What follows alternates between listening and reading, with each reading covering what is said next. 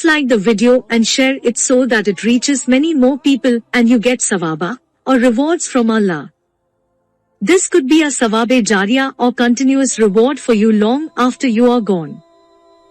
Volume 3, Book 48, number 843. Narrated by Talha bin Ubaidullah. A man came to Allah's Apostle asking him about Islam. Allah's Apostle said, "You have to offer 5 compulsory prayers in a day and a night, 24 hours. The man asked, "Is there any more compulsory prayers for me?" Allah's Apostle said, "No, unless you like to offer nawafil, i.e. optional prayers." Allah's Apostle then added, "You have to observe fasts during the month of Ramadan." The man said, "Am I to fast any other days?" Allah's Apostle said, "No, unless you wish to observe the optional fast voluntarily." Then Allah's Apostle told him about the compulsory zakat. The man asked, "Do I have to give anything besides?" Allah's Apostle said, "No, unless you wish to give in charity voluntarily." So, the man departed saying, "By Allah, I will neither do more nor less than that." Allah's Apostle said, "If he has said the truth, he will be successful." Volume 3, Book 48, number 844. Narrated by Abdullah. The Prophet said, "Whoever has to take an oath should swear by Allah or remain silent, i.e., he should not swear by other than Allah." Volume 3, Book 48, number 845. Narrated by Salama. Once Allah's Apostle said, "You people present your cases to me, and some of you may be more eloquent and persuasive in presenting their argument. So, if I give someone's right to another, wrongly, because of the latter's tricky presentation of the case, I am really giving him a piece of fire, so he should not take it." Volume 3, Book 48, number 846. Narrated by Abdullah bin Abbas. Abu Sufyan told me that Heraclius said to him, "When I inquired you what he, i.e. Muhammad, ordered you, you replied that he ordered you to establish the prayer, to speak the truth, to be chaste, to keep promises and to pay back trusts." Then Heraclius added, "These are really the qualities of a prophet." Volume 3, Book 48, number 847. Narrated by Abu Hurairah. Allah's Apostle said, "The signs of a hypocrite are 3: sad face. 1. Whenever he speaks, he tells a lie. 2.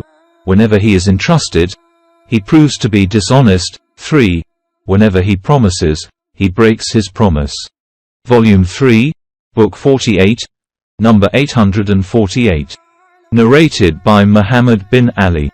Jabir bin Abdullah said, "When the Prophet died, Abu Bakr received some property from Al-Ala bin al-Hadrami.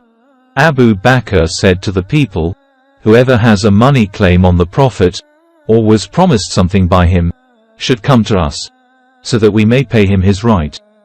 Jabir added, 'I said to Abu Bakr, Allah's Apostle promised me that he would give me this much, and this much, and this much, spreading his hands 3 times.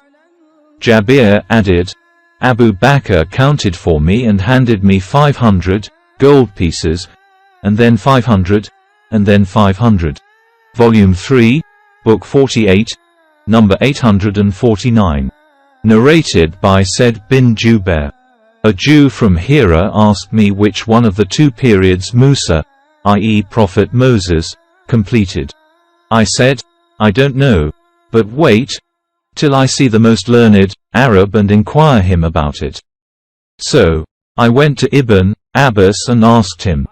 He replied, Moses completed the longer and better period. Ibn Abbas added, no doubt, an apostle of Allah always does what he says. Volume 3, Book 48, number 850. Narrated by Ubaidullah bin Abdullah bin Utbah. Ibn Abbas said, O Muslims, how do you ask the people of the scriptures, your book, i.e. the Quran, which was revealed to his prophet is the most recent information from Allah, and you recite it, the book that has not been distorted. Allah has revealed to you that the people of the scriptures have changed with their own hands what was revealed to them, and they have said, as regards their changed scriptures, this is from Allah, in order to get some worldly benefit thereby. Ibn Abbas added, isn't the knowledge revealed to you sufficient to prevent you from asking them? By Allah, I have never seen any one of them asking, Muslims, about what has been revealed to you. Volume 3, Book 48, number 851. Narrated by Nu'man bin Bashir. The Prophet said, the example of the person abiding by Allah's orders and limits, or the one who abides by the limits and regulations prescribed by Allah, in comparison to the one who do wrong and violate Allah's limits and orders, is like the example of people drawing lots for seats in a boat. Some of them got seats in the upper part while the others in the lower part. Those in the lower part have to pass by those in the upper one to get water, and that troubled the latter. One of them, i.e. the people in the lower part, took an axe and started making a hole in the bottom of the boat. The people of the upper part came and asked him, saying, what is wrong with you? He replied, you have been troubled much by my coming up to you, and I have to get water. Now if they prevent him from doing that, they will save him and themselves, but if they leave him to do what he wants, they will destroy him and themselves. Volume 3, Book 48, number 852. Narrated by al-Ala, that when the Ansar drew lots as to which of the emigrants should dwell with which of the Ansar, the name of Uthman bin Mazin came out to be in their lot. Al-Ala further said, Uthman stayed with us, and we nursed him when he got sick, but he died. We shrouded him in his clothes. And Allah's apostle came to our house, and I said, addressing the dead, Uthman, O Abu as-Sa'ib, may Allah be merciful to you. I testify that Allah has blessed you. The Prophet said to me, how do you know that Allah has blessed him? I replied, I do not know, O Allah's apostle. May my parents be sacrificed for you. Allah's apostle said, as regards Uthman, by Allah he has died, and I really wish him every good, yet, by Allah, although I am Allah's apostle, I do not know what will be done to him. Al-Ala added, by Allah I shall never attest the piety of anybody after him. And what Allah's apostle said made me sad. Al-Ala further said, once I slept and saw in a dream a flowing stream for Uthman. So I went to Allah's apostle and told him about it. He said, that is the symbol of his deeds. Volume 3, Book 48, number 853. Narrated by Aisha. Whenever Allah's apostle intended to go on a journey, he used to draw lots among his wives and would take with him the one on whom the lot fell.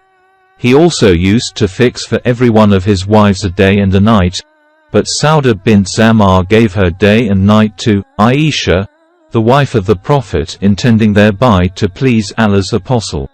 Volume 3, Book 48, number 854. Narrated by Abu Hurairah. Allah's apostle said, if the people knew what is the reward of making the call for the prayer, and of being in the first row in the prayer, and if they found no other way to get this privilege except by casting lots, they would certainly cast lots for it. If they knew the reward of the noon prayer, they would race for it. And if they knew the reward of the morning, i.e. Fajr, and Isha prayers, they would present themselves for the prayer even if they had to crawl to reach there.